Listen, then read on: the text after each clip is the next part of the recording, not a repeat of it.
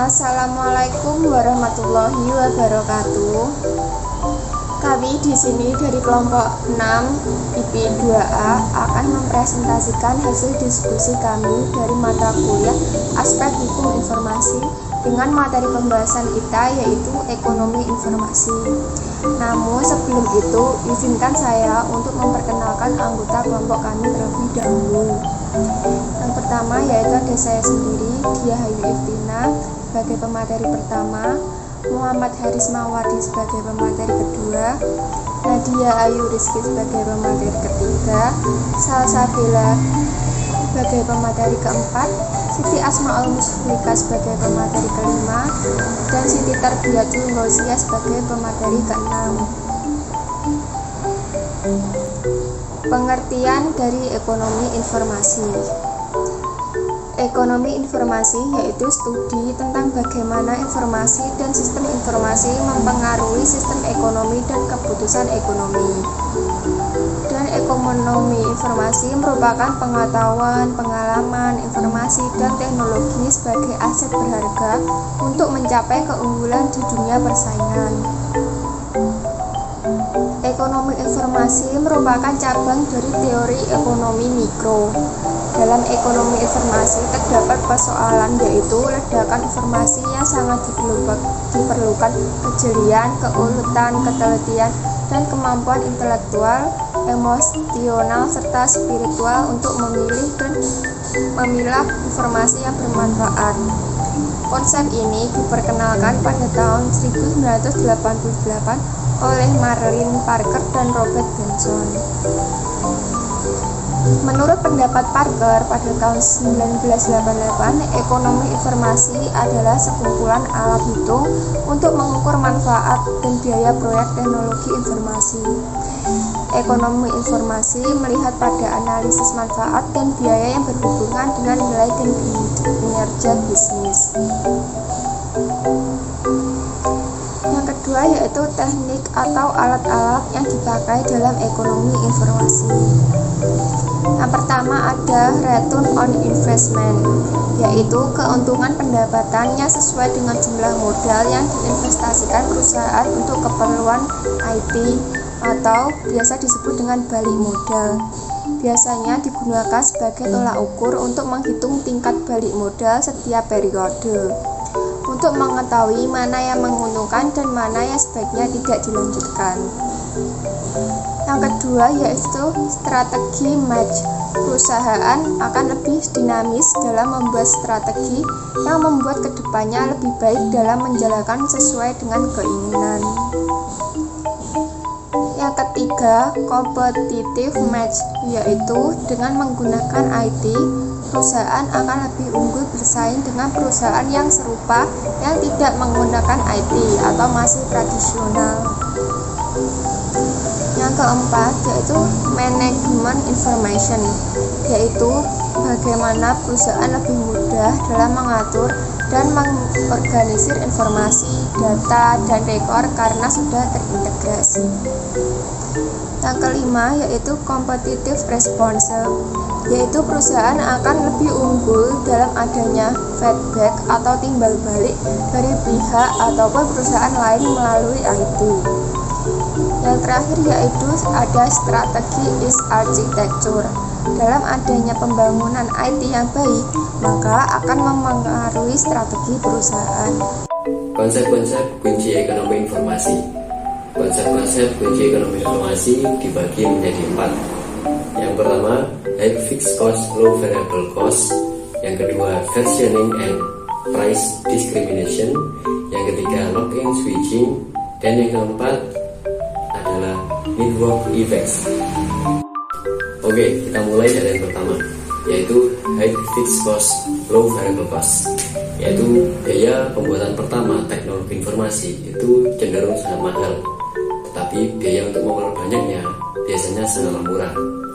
Misalnya dalam pembuatan film Hollywood seperti Titanic, pembuatannya bisa menghabiskan ratusan juta dolar, tetapi ketika sudah dimasukkan ke dalam format VCD atau DVD, maka biaya memperbanyak, mengcopy atau membacanya sangatlah murah. Itu juga berlaku di perangkat komputer lunak seperti Windows XP dan MS Word. Yang kedua, versioning and price discrimination. Karena prinsip high fixed cost low variable cost yang sudah saya uraikan di atas, penetapan harga berdasarkan biaya yang biasa tidak berlaku untuk barang informasi karena biaya persatuannya sudah mendekati nol. Barang informasi dinilai berdasarkan nilai konsumen itu sendiri, jadi sudah bukan menurut biaya produksi. Karena orang memberi nilai yang berbeda-beda terhadap suatu informasi yang sama, maka muncul versi barang informasi yang berbeda untuk segmen pasar yang berbeda, yang akan membayar dengan harga yang berbeda untuk versi yang berbeda juga. Misalnya, penerbit buku Harry Potter menjual versi hardcover dengan harga 24 US dollar dan beberapa bulan kemudian menjual versi softcover dengan harga 16 US dollar. Konsumen yang tidak sabar akan rela membayar dengan harga yang lebih mahal untuk bisa membacanya lebih dulu. Sedangkan konsumen yang mau menghemat dan mau bersabar akan menunggu beberapa bulan untuk menunggu versi softcover yang jauh lebih murah. Yang ketiga, lock-in switching. Sekali kita memilih satu produk teknologi informasi, seringkali kita seperti terkunci karena kita akan sulit berpindah ke teknologi yang lain. Apabila kita berpindah ke teknologi yang lain, maka dibutuhkan biaya yang sangat mahal karena biaya investasi yang sudah ditanam sebelumnya akan terbuang. Contohnya, pada tahun 1970-an, video tape recorder versi Betamax yang sangat populer di Indonesia karena masuk terlebih dahulu ke pasar Indonesia. Sedangkan video tape recorder versi VHS yang sangat populer di Amerika, tapi justru kurang beredar di Indonesia. Pengguna versi Betamax akan sulit berpindah ke versi VHS karena beda format kasetnya. Apabila nekat berpindah ke VHS, maka koleksi kaset dari Betamax akan terbuang sia-sia. Baik, kita masuk ke poin yang terakhir. Poin yang keempat, network effects. Nilai suatu produk itu tergantung juga pada luas jaringan pengguna yang memanfaatkannya. Makin luas dan makin besar jaringan itu, maka semakin tinggi nilainya. Misalnya, pengguna mobil Toyota Kijang yang termasuk mobil paling populer di Indonesia diuntungkan karena suku cadangnya yang melimpah dan montir yang mereparasinya di Indonesia. Itu yang memberi nilai lebih mobil Toyota Kijang dibanding mobil KIA produksi Korea. Misalnya, Anda ingin pergi ke suatu daerah terpencil dan takut mobil Anda mengalami kerusakan, maka mobil mana yang akan Anda pilih? Jelas, Anda akan merasa lebih aman ketika naik mobil Toyota Kijang karena memang suku cadangnya sudah melimpah di Indonesia. Rangkuman ekonomi, informasi, resiko, dan pengambilan keputusan. Dalam teori ekonomi ada dua masalah pokok yang sering terjadi dalam dunia nyata, yaitu masalah ketidakpastian dan ketidaksempurnaan informasi di mana keduanya saling berhubungan, tetapi antara keduanya tetap bisa dibedakan. Selama ini banyak yang selalu mengasumsikan bahwa konsumen, produsen, pekerja, dan sebagainya mempunyai informasi lengkap tentang pilihan-pilihan yang cocok. Semua persoalan terus membentuk suatu bidang studi yang disebut ekonomi informasi, economic of information, yang merupakan suatu komoditi yang hanya bisa diperoleh mencari pekerjaan alternatif karena besarnya biaya yang harus dikeluarkan.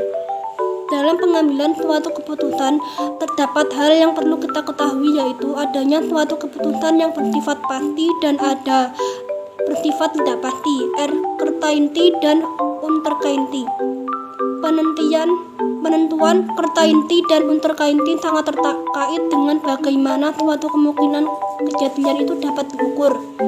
Probabilitas diistilahkan dengan sebagai pengukuran kuantitas berbagai kemungkinan kejadian yang tidak pasti. Resiko adalah suatu kondisi yang hampir selalu dihadapi dalam hidup. Tidak mungkin manusia hidup tanpa resiko. Begitu juga dengan bisnis atau usaha. Manfaat ekonomi informasi. Manfaat bagi perusahaan yang menerapkan ekonomi informasi adalah: pertama, meningkatkan efektivitas penggunaan informasi di dalam bisnis. Adanya ekonomi informasi akan membuat informasi yang ada menjadi terkelola dan terorganisir dengan baik. Ketika informasi tersebut telah terorganisir dengan baik, maka proses pengambilan dan penyimpanan data akan semakin mudah dan cepat. Bisnis pun akan berjalan dengan baik jika informasi dalam suatu organisasi berjalan dengan lancar. 2. Memberikan insentif bagi industri. IT adalah aset berharga yang mana suatu saat dapat memberikan profit bagi perusahaan. Oleh sebab itu, setiap perusahaan harus berani menginvestasikan IT-nya. Selain IT itu dapat memberikan profit bagi perusahaan pada masa mendatang, IT juga dapat menjamin kelangsungan hidup perusahaan itu sendiri, memperbaiki efisiensi dan efektivitas usaha.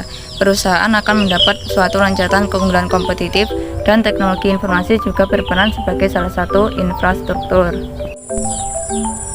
3. Meningkatkan kemampuan informasi. Proses bisnis akan meningkat ketika informasi antara departemen satu dengan lainnya dalam satu organisasi terintegrasi. Pentingnya ekonomi informasi. Daya saing internasional atau persaingan global telah lama dianggap penting untuk pertumbuhan ekonomi industri. Dengan globalisasi negara, hal ini juga menjadi penting bagi negara-negara berkembang yang telah lama mengembangkan diri dari pasar dunia. Mencapai suatu tingkat persaingan adalah hal yang cukup sulit dan membutuhkan lebih dari sekedar membuka perusahaan dari pasar bebas. Hal ini merupakan sesuatu yang harus dibangun, dan proses ini umumnya bersifat kompleks, menuntut, dan relatif mahal. Negara-negara industri sangat khawatir tentang daya saing, tentang mempertahankan keunggulan mereka atas pendatang baru dan kompetitif mereka oleh aliran daya saing analisis. Alasan utama pentingnya daya saing internasional adalah teknologi.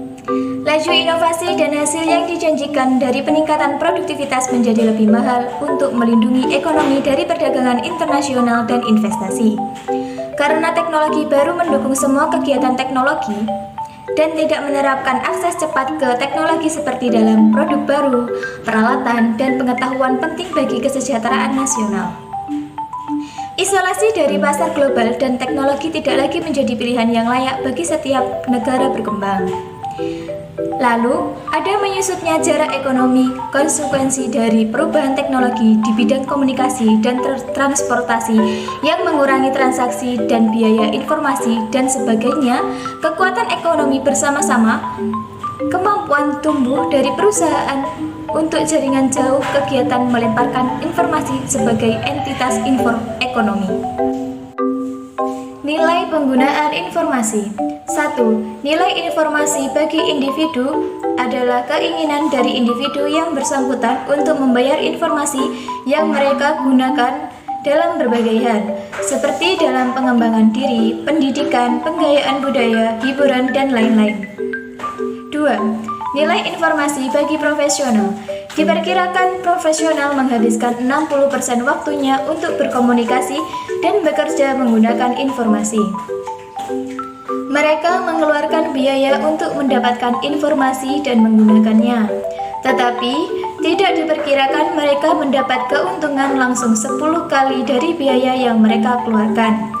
Hal yang penting dari keuntungan langsung adalah pencapaian yang diukur dari hasil produksi manajemen publikasi, rencana penelitian dan proposal, serta presentasi, konsultasi, dan saran yang substansif.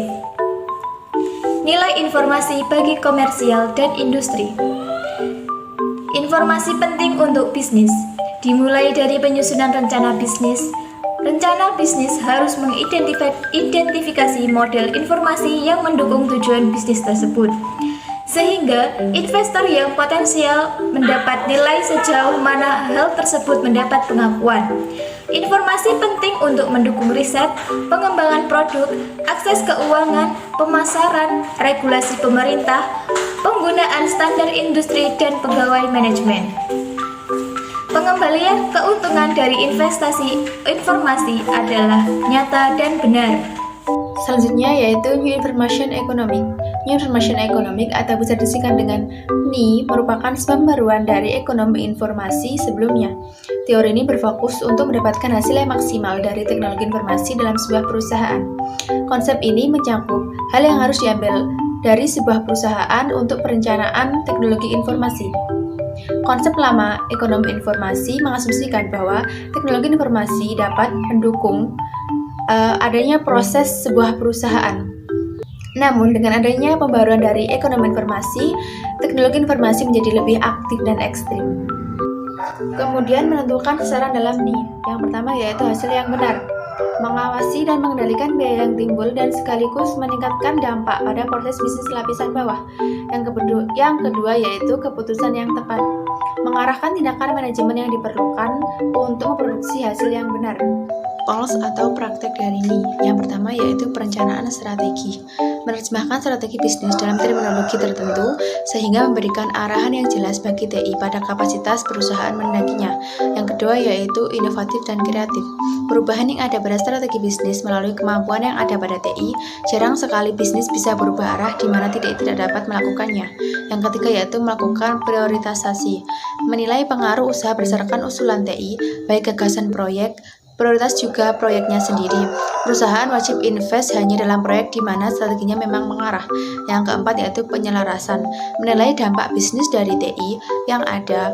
Praktik ini menekankan bahwa manajer bisnis dan manajer TI perlu bekerja sama untuk memutuskan proyek TI mana yang akan mengalokasikan sumber daya perusahaan.